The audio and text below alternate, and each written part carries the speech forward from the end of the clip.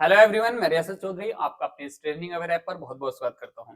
तो दोस्तों, आज हम पढ़ने वाले हैं बेसिक मैथ का अगला पार्ट। मतलब जैसे कि आप जानते हैं कि हम बेसिक मैथ का एक पार्ट डिस्कस कर चुके हैं और उम्मीद है आपको समझ आया होगा।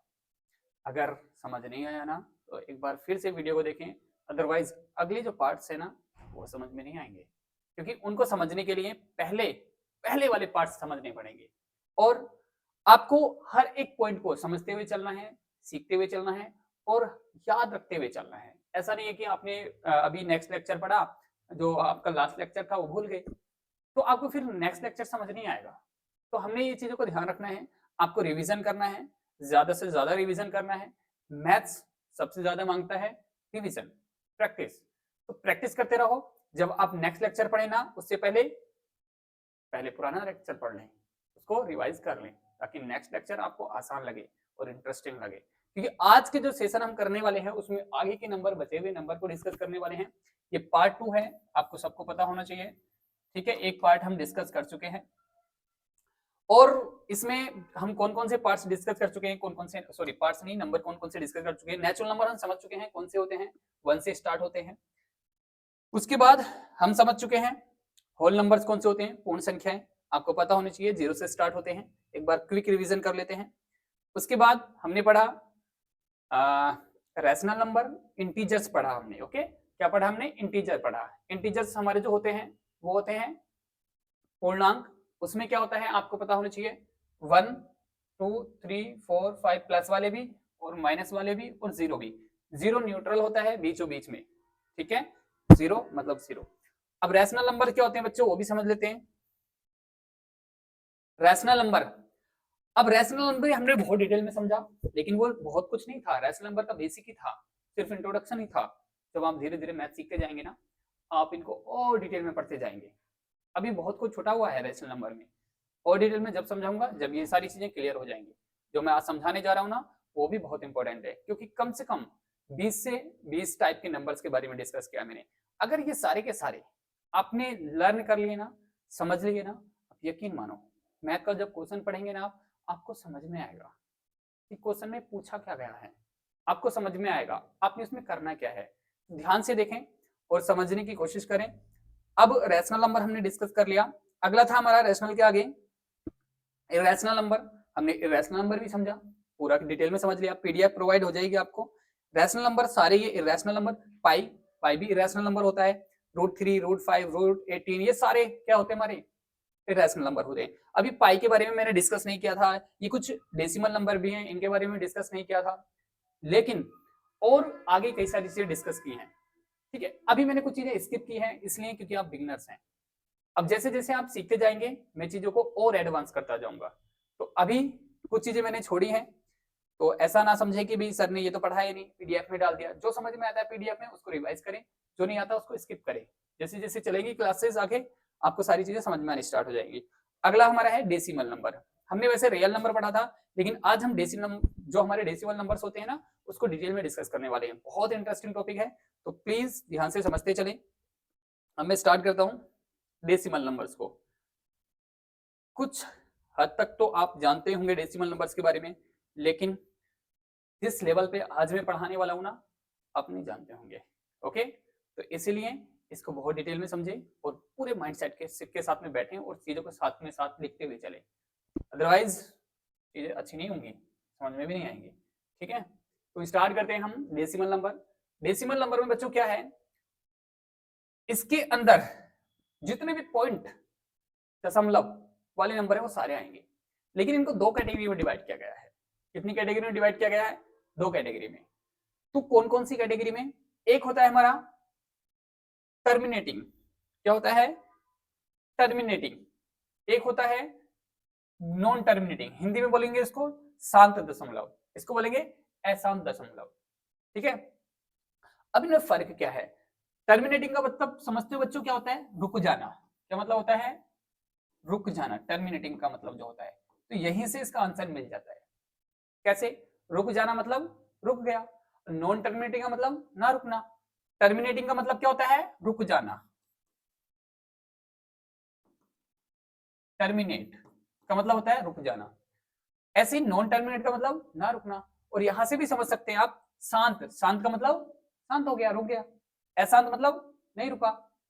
तो ऐसे नंबर आपने देखा होगा, आपने जैसे आपने देखा है कभी, आपने 10 को अगर हम 3 से डिवाइड करते हैं तो देखो डिवाइड करना तो सभी को आता होगा, 3 3 जा 9, ठीक है, 1 बचा कैरी। अब यहां से पॉइंट लगाएंगे हम और 0 बढ़ाएंगे, फिर से 3 3 जा 9, फिर से 1 बचा, पॉइंट लगा हुआ 0 बढ़ा सकते हैं, 3 3 जा 9, फिर से 1, पॉइंट लगाया हुआ 0 बढ़ा सकते हैं, 3 3 जा 9। तो आप यहां पर एक चीज नोटिस कर रहे हैं कि ये जो 1 आता जा रहा है और यहां पर आंसर में 3 आता जा रहा है, तो ये आता चला जाएगा, कभी नहीं रुकेगा। जब ये रुक ही नहीं रहा, ये डिवाइड होता जा रहा है, होता जा रहा है, होता जा रहा है, तो ये क्या हो गया, अशांत हो गया, मतलब नॉन टर्मिनेटिंग हो गया। तो इस तरह के डेसिमल जो होते हैं वो नॉन टर्मिनेटिंग होते हैं।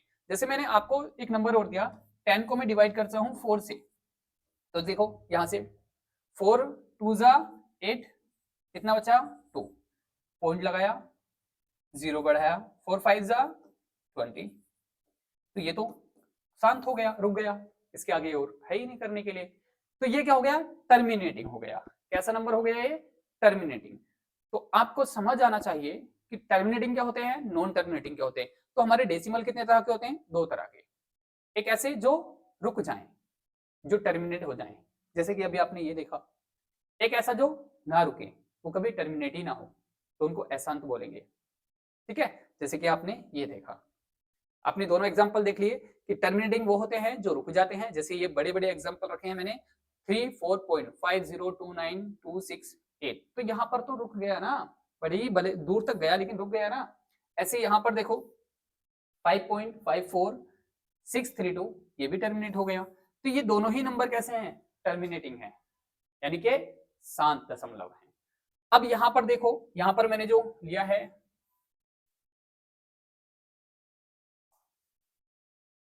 चलो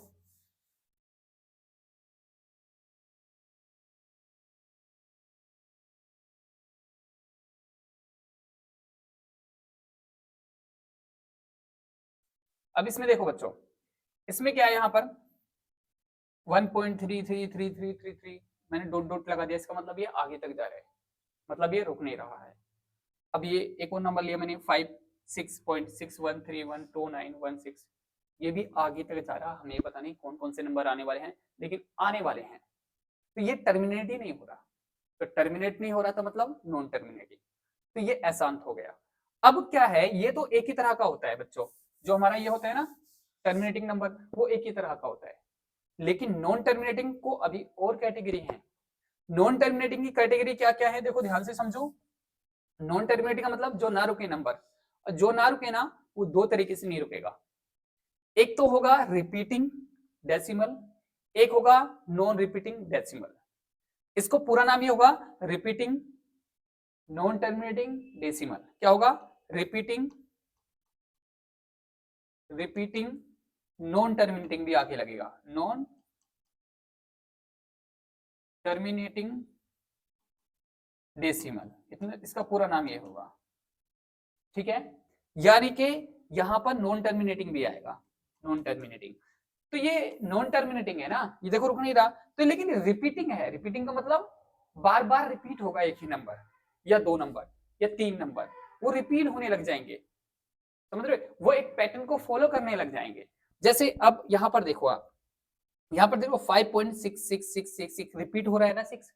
अब यहां पर देखो 87.6314, अब यहां से स्टार्ट हुआ है, कहां से स्टार्ट हुआ, यहां से 4 रिपीट होने लग गया। या रिपीटिंग में ये भी लिख सकते हैं हम 678.3794 अब ये क्या हो गया है, देखो इसकी 3 डिजिट रिपीट हो रही है, यहां से 794 794 794। तो ये कैसा है तो नॉन टर्मिनेटिंग, लेकिन है कैसा, रिपीटिंग, क्योंकि एक पैटर्न को फॉलो करने लग गया। वो जो नंबर है ना, ये जरूरी नहीं है कि वो एक ही नंबर रिपीट हो, वो जरूरी नहीं है कि 2 ही नंबर रिपीट हो, जरूरी नहीं है कि वो 3 ही नंबर रिपीट हो, वो इनफिनाइट नंबर भी रिपीट हो सकते हैं, मतलब बहुत ज्यादा 10 15 20 50 100 नंबर भी रिपीट होने लग सकते हैं। आपसे पूछा जा सकता है कि किसी एक नंबर के अंदर क्या हो जाता है, 40 नंबर अगेन एंड अगेन यानी कि रिपीट हो रहे हैं, तो क्या वो कौन सा है, मतलब नॉन टर्मिनेटिंग कौन सी कैटेगरी में आएगा, तभी आप क्या बोलेंगे, रिपीटिंग की कैटेगरी में आएगा। वो रिपीट हो रहा है, वो 40 नंबर रिपीट हो सकते हैं, 50, 100, 1000, 2000, कुछ भी। तो उम्मीद है समझ में आ गया होगा रिपीटिंग नॉन टर्मिनेटिंग नंबर कौन से होते हैं।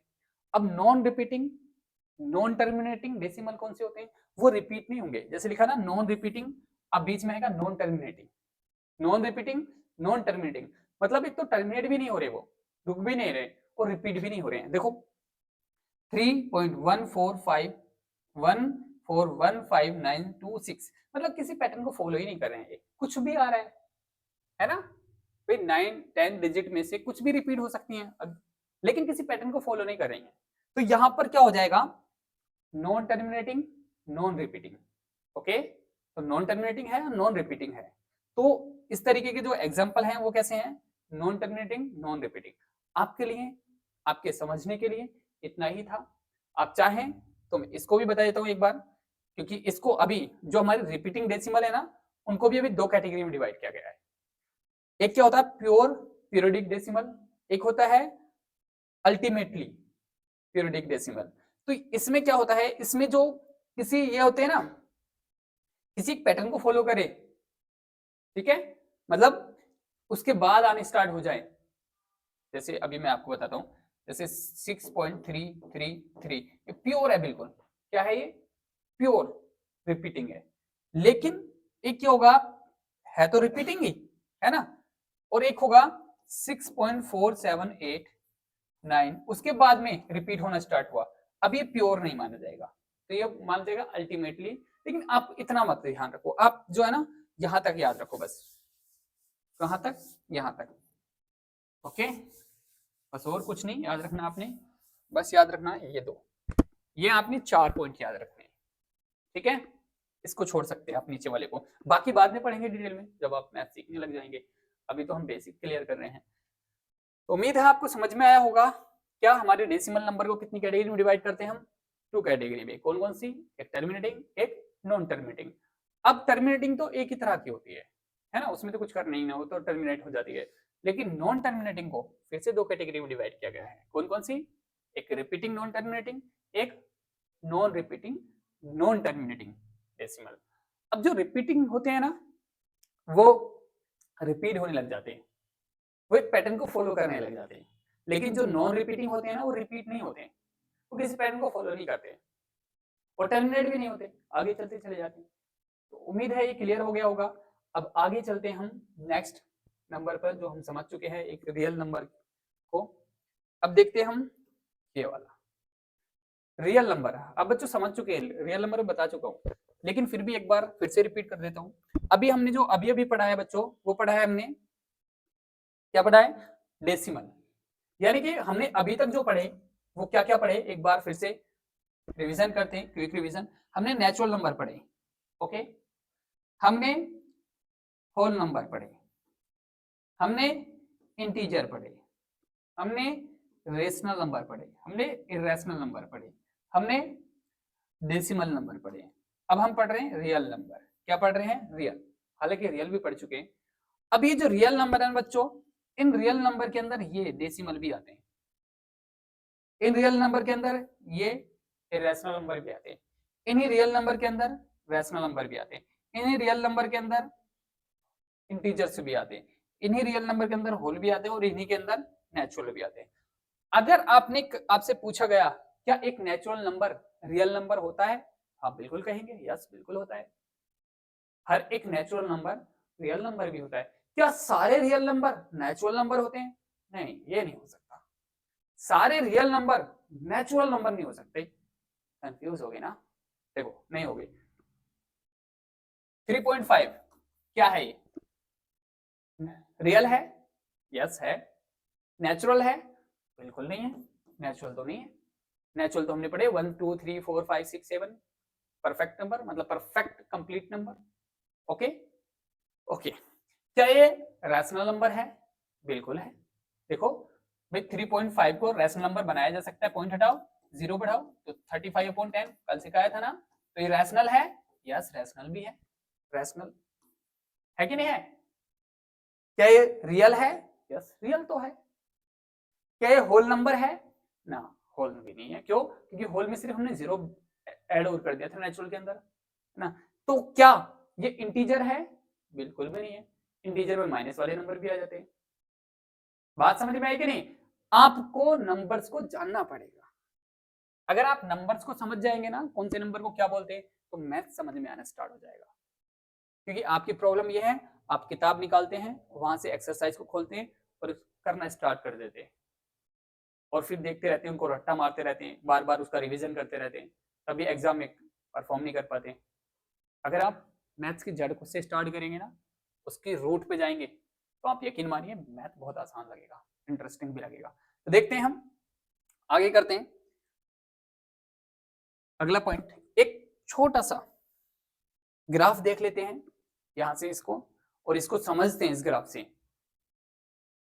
कॉम्प्लेक्स नंबर, अभी समझाऊंगा कॉम्प्लेक्स नंबर क्या होते हैं। उससे पहले हम इस ग्राफ को आधा समझते हैं, या आधा नहीं, मतलब यहां तक समझते हैं। ओके, देखो नेचुरल नंबर आपको पता है क्या होते हैं, अभी अभी समझा हमने। नेचुरल नंबर कहां से स्टार्ट होते हैं बच्चों? 1 से स्टार्ट होते हैं, होते कि नहीं?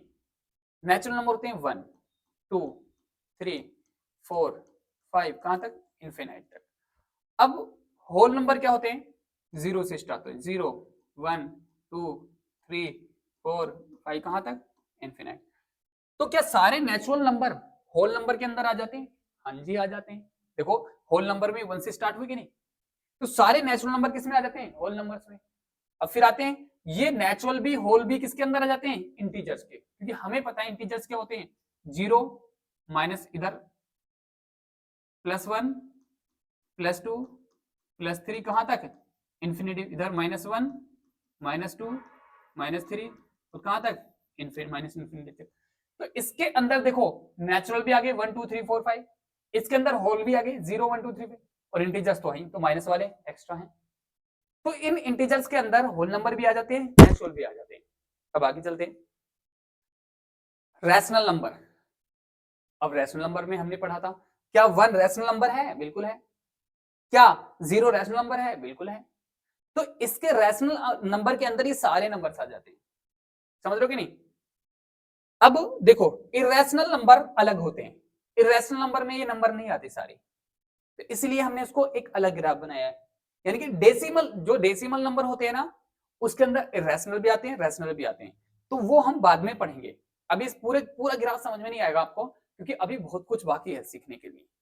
ओके, तो अभी सिर्फ हम इतना समझेंगे कि रैशनल नंबर में सारे ये इंटीजर्स भी आते हैं, होल भी आते हैं, नेचुरल भी आ जाते हैं। ओके, रैशनल नंबर के अंदर। अब रियल नंबर के अंदर, रियल नंबर के अंदर ये सारे आ जाते हैं, कौन से? डेसिमल भी आ जाते हैं रियल नंबर के अंदर, सारे डेसिमल, सारे जितने भी इरेशनल नंबर वो भी आ जाते हैं, और इंटीजर्स ये सब आ जाते हैं। और कॉम्प्लेक्स नंबर के अंदर ये बाकी सारे नंबर आ जाते हैं। अब कॉम्प्लेक्स नंबर समझते हैं ये होते क्या है। ओके, कॉम्प्लेक्स नंबर जो होता है ना बच्चों, 6th 7th क्लास वाले बच्चों को सुनने भी नहीं मिलता, लेकिन अगर सीख लेना और जब बात करेगा कॉम्प्लेक्स नंबर के ऊपर, तो उसका जो इम्पैक्ट पड़ेगा ना, वो अलग ही लेवल का होगा। तो इसलिए हम मैथ को बहुत डिटेल में, बहुत अलग लेवल पर सीखेंगे। ओके, जैसे एनसीईआरटी वगैरह पढ़ते हो ना, ये आपके लिए बहुत आसान लगेंगे, बस सीखते चले। अब स्टार्ट करते हैं बच्चों आगे, अगली पीडीएफ देखते हैं, अगली स्लाइड देखते हैं। अब पहले हम समझते हैं इवन नंबर क्या होते हैं। कॉम्प्लेक्स नंबर अभी बाद में देखेंगे।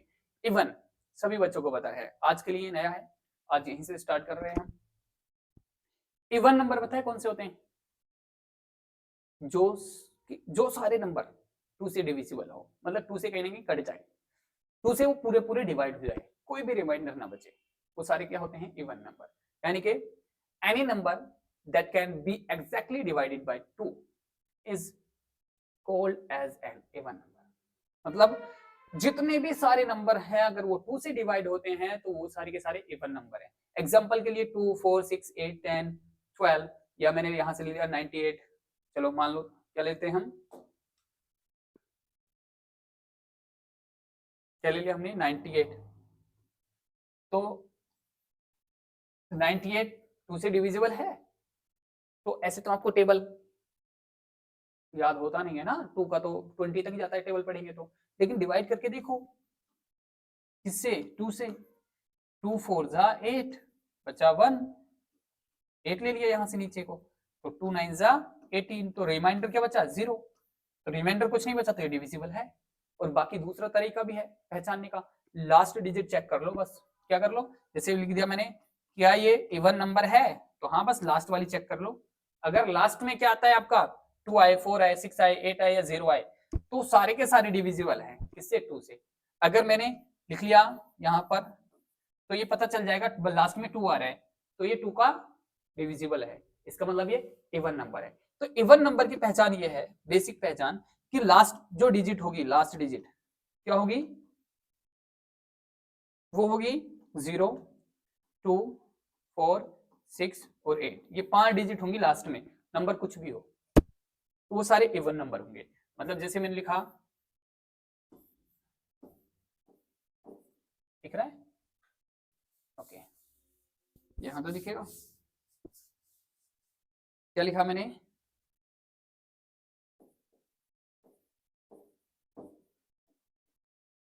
क्या ये इवन नंबर है, यस है, क्योंकि लास्ट में 8 आ रहा है। क्या अब ये पूरा इवन नंबर है, नहीं, क्योंकि लास्ट में 5 आ रहा है, तो अब इवन नंबर नहीं हो सकता। तो ये हमें समझना पड़ेगा बच्चों, ओके। तो इवन नंबर क्या होते हैं समझ में आ गया होगा। आगे देखते हैं, अगली स्लाइड पे आते हैं हम। चलो अगली स्लाइड में देखा ओड नंबर। ओड नंबर इसका उल्टा है, ओड नंबर इसका उल्टा है, जो 2 से डिवाइड नहीं होते वो सारे क्या होते हैं हमारे, जो डिविजिबल ना हो 2 से, तो वो ओड नंबर होते हैं। Odd numbers are the number can't be divided by 2, यानी कि 2 से डिवाइड ना हो। तो वो 2 से डिवाइड ना होने वाले नंबर कौन से होते हैं, जैसे 1, 3, 5, 7, 9, 11। तो उनकी अगर बड़ा नंबर दे रखा है ना, मान लो दे रखा है ये, तो ये कैसा नंबर है, ओड नंबर है, क्योंकि लास्ट में डिजिट, लास्ट डिजिट चेक कर लो बस। लास्ट वाली डिजिट अगर 2 से डिवाइड होती है तो नंबर डिविजिबल है, नहीं होती तो नहीं है। तो इसका मतलब ये तो नहीं होगा डिवाइड, तो ये कैसा नंबर हो गया, ओड नंबर हो गया। तो लास्ट में क्या क्या मिलेंगे बच्चों, याद रखना है आपको। लास्ट में 1 मिलेगा, 3 मिलेगा, 5 मिलेगा, 7 मिलेगा, 9 मिलेगा, तो ये 5 नंबर मिलेंगे आपको। अगर लास्ट में ये 5 नंबर हैं तो नंबर है ओड। कैसा नंबर है, ओड। ये याद रखने, ठीक है, पता होना चाहिए आप लोगों को। तो ओड नंबर क्या होते हैं, इवन नंबर क्या होते हैं, आगे चलते हैं।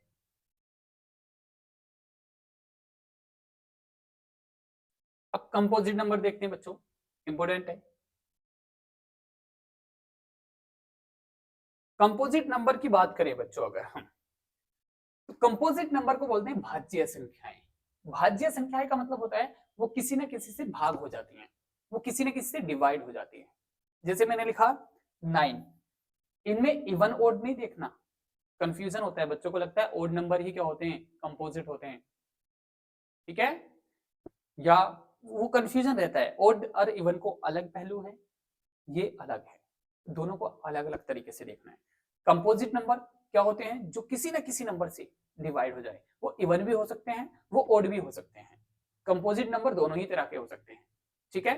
तो देखो ये नंबर कैसा है, ओड नंबर है, हमने पढ़ा ना अभी, विषम संख्या है, लेकिन ये कंपोजिट है क्योंकि ये 3 से भाग हो जाती है, ये 3 के टेबल में आती है। मतलब सीधा नंबर ये है, सीधी बात ये है कि किसी न किसी नंबर के टेबल में आती हैं, वो सारे नंबर कंपोजिट नंबर होते हैं।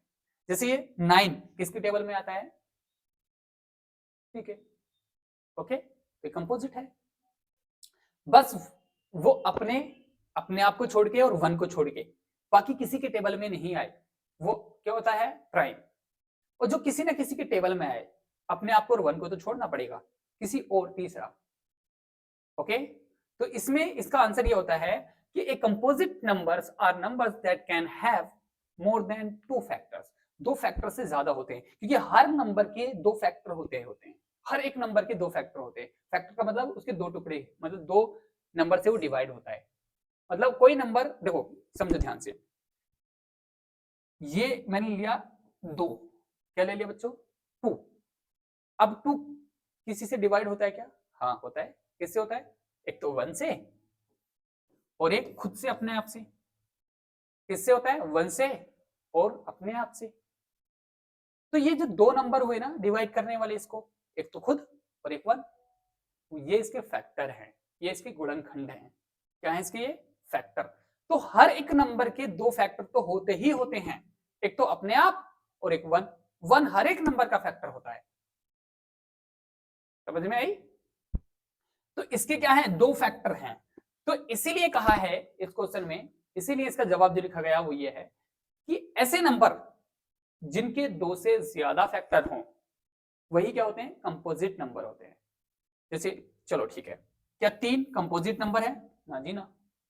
बताओ अपने आप से अलावा और 1 से अलावा कोई और नंबर है इसको जो डिवाइड कर दे? किसी और के टेबल में आता है ये? नहीं आता। सिर्फ 1 के टेबल में आता है, 1 3 जा 3 और 3 1 जा 3, यानी कि दो अपने आप के टेबल में आता है और 1 के टेबल में आता है, बाकी किसी और के टेबल में नहीं आता। तो इसलिए ये भी कंपोजिट नंबर नहीं है। चलो कोई और चेक करते हैं, क्या 4 एक कंपोजिट नंबर है?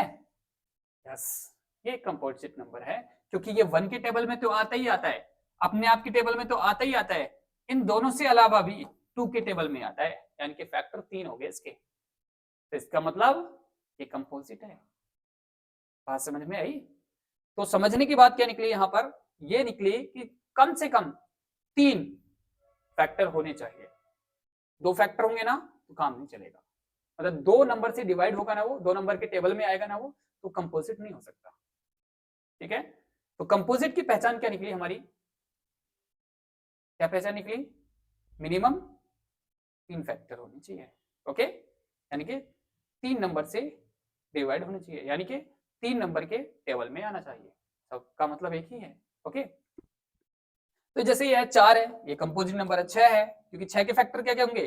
देखो अपने आप तो हो गई होगा, 6 भी, मतलब 6 1 और अपने आप और किसी और के टेबल में आता है? हाँ जी हाँ, 3 के टेबल में भी आता है। हाँ जी हाँ, 2 के टेबल में भी आता है ना? कितने सारे 4 फैक्टर हो गए इसके। अब देखो 6 8 देख लो, 8 किस किस के टेबल में आता है? 8 किस किस के में आता है? देखो 1 के में तो आएगा ही आएगा, 2 के में भी आता है, 3 के में नहीं आता, 4 के में आता है और 6 के में भी नहीं आता, 5 के में भी नहीं आता। फिर खुद अपने आप इसके भी कितने फैक्टर हो गए? 4। ऐसे 9 देख लो, 9 किस किस के में आता है? 1 के में तो आता ही आता है 3 के में आता है, उसके बाद खुद 9, 3 फैक्टर हो गए इसके। तो ये सब कंपोजिट नंबर है। ओके, 15 के देख लो, 15 के चेक करें। 15 देखना किस किस के टेबल में आता है? 1 के में तो आएगा ही आएगा और 2 के में नहीं आएगा, 3 के में 3 5 जा 15, और किसी के में आएगा 5 के में आएगा, 5 3 जा 15, और किसी के टेबल में आएगा 15, और तो मेरे ख्याल से नहीं आएगा, है ना? फिर तो 15 के में आएगा, तो इसके भी 4 फैक्टर हो गए, तो ये भी कंपोजिट नंबर है। आई समझ? अब इनमें से कोई सा भी नंबर उठाओगे ना, 21 देख लो, 21 के कितने फैक्टर है? तो किस किस के टेबल में आएगा? 1 के में आएगा जी, बिल्कुल आएगा। 3 के में भी आएगा जी, 3 7 जा 21, और किसी के में आएगा? 7 के में आएगा, हाँ जी आएगा, 7 3 जा 21, और किसके में आएगा? क्या नहीं जी ना, अब तो नहीं आएगा, अब तो 21 ही में आएगा सीधा अपने आप के में, इसके भी 4 फैक्टर हो गए। तो ये सारे नंबर क्या है? कंपोजिट नंबर है। ओके, आगे देखते हैं। कंपोजिट नंबर क्लियर हुआ? लिखते चलें साथ के साथ, नोट्स बनाते चलें। आगे हम चलेंगे और समझेंगे अगली स्लाइड। चलो अब पढ़े हम कंपोजिट नंबर, तो हो गया हमारा। बच्चों बच्चे आपने एक स्लाइड छोड़ दी है 12 नंबर की, प्राइम नंबर की। चलो मैं ऐसे लिख देता हूं क्योंकि एक स्लाइड छूट चुकी है, कंपोजिट का अपोजिट। अब यहां से हम समझेंगे कंपोजिट से। एक 12 नंबर में यहां पे लिख रहा हूं बच्चों,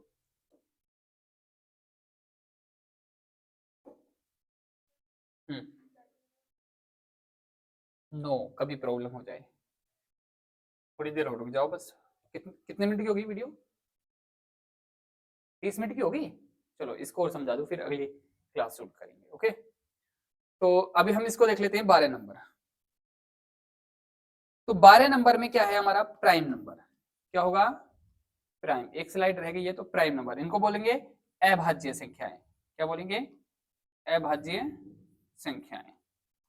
चलो इसको भी समझा देता हूं। वैसे कंपोजिट का अपोजिट है ये। तो कंपोजिट नंबर में हमने क्या समझा बच्चों? हमने समझा कंपोजिट नंबर में कि किसी ना किसी के टेबल में आना चाहिए अपने आप को और 1 को छोड़कर। ये पढ़ा ना? बस इसका उल्टा है, क्या? किसी के भी टेबल में नहीं आएगा अपने आप को और 1 को छोड़कर। मतलब ये जो होगा ना, जो कंपोजिट नहीं होगा ना, वो प्राइम होगा। मतलब इसके सिर्फ 2 ही फैक्टर होंगे, उसमें क्या था 2 से ज्यादा फैक्टर होने चाहिए, इसके सिर्फ 2 ही होंगे, एक तो खुद और एक 1, उनसे अलावा किसी और के नंबर में नहीं आएगा, किसी और नंबर के टेबल में बिल्कुल नहीं आएगा।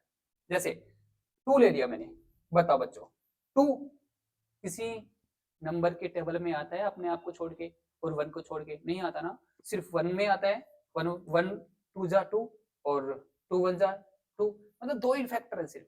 चलो 3 लेते हैं, यस 3 भी नहीं है, 3 भी अपने आप के टेबल में आता है और 1 के टेबल में आता है ना। चलो 4 ले लेते हैं, नहीं 4 तो आता है, 4 तो किसके में आता है, अपने आप के में भी आता है, 1 के में भी आता है और 2 के में भी आता है, उसके तो फैक्टर 2 से ज्यादा होगी, तो 4 तो क्या हो गया, कंपोजिट हो गया। तो फिर क्या होगा 5 क्या हो गया, कंपोजिट नंबर नहीं, प्राइम नंबर। क्यों, क्योंकि इसके सिर्फ 2 ही फैक्टर है, एक तो 1 है और एक 5 है, या तो 1 के टेबल में आएगा या 5 के टेबल में आएगा, किसी और के टेबल में नहीं आएगा। अब देख लो चेक करके। और क्या हो सकता है, क्या 15 है, क्या 15 है कंपोजिट, कंपोजिट तो है, प्राइम है ना, प्राइम नहीं हो सकता। क्यों, क्योंकि इसके फैक्टर कई ज्यादा हैं, 3 से ज्यादा हैं, मतलब किस किस के में आएगा, 1 के में आएगा, 3 के में आएगा, 5 के में आएगा और खुद 15 के में आएगा, 4 फैक्टर हो गए, जबकि हमें प्राइम के लिए 2 ही फैक्टर होते हैं, किसका, या तो खुद अपने आप हो या 1 हो। तो उम्मीद है प्राइम नंबर समझ में आ गए होंगे ना। प्राइम नंबर कौन से होते हैं, जिनके जो किसी के टेबल में नहीं आता है, ऐसे मान लो, किसको छोड़ के, अपने आप को 1 को छोड़ के, 1 के में आ सकता है या खुद के में आ सकता है, बाकी किसी के टेबल में नहीं आता, वो प्राइम नंबर होता है, अभाज्य संख्या होती है, ध्यान रखें। तो क्या बात, कंक्लूजन क्या निकला हमारा, तो बहुत सारे। अब आपने एक और बात बता दूं मैं आपको, सबसे छोटा प्राइम नंबर पता है बच्चों क्या होता है, इवन प्राइम नंबर, मतलब पॉजिटिव प्राइम नंबर, इवन भी कह सकते हैं, इवन भी हो। देखो आपने देखा होगा 2 को छोड़ के बाकी कोई और इवन नंबर नहीं होगा प्राइम में, सारे ओड नंबर होंगे, इंपॉर्टेंट बात है, ध्यान रखना। प्राइम नंबर जितने भी है ना सारे ओड है, मतलब 2 के टेबल में नहीं आते, सिर्फ एक को छोड़ के, 2 को छोड़ के सिर्फ 2 ही अकेला नंबर है जो प्राइम भी है और इवन भी है। ओके, बाकी बाद में 3 आ जाएगा। ओके, तो देखो ये सबसे छोटा भी है पॉजिटिव, मगर नेगेटिव में से दूसरा हो जाए, नेगेटिव में क्या हो जाएगा माइनस, है ना, माइनस वाले हो जाएंगे। ये सबसे पॉजिटिव छोटा इंटीजर भी है और 3 ओड है, 3 क्या है, ओड है, बाकी सारे ओड आएंगे। देखो आपने देखा कितने, अब आपका होमवर्क ये है, आपने निकाल के लेके आना है घर से 1 से 100 तक कितने प्राइम नंबर हैं और कौन कौन से हैं, आपको आपका होमवर्क है, कल हम डिटेल में पढ़ेंगे, ठीक है, कि 1 से 100 तक कितने प्राइम नंबर हैं। ओके, और डिस्कस करेंगे। तो आज के लिए इतना ही, thank you watching this video, best of luck.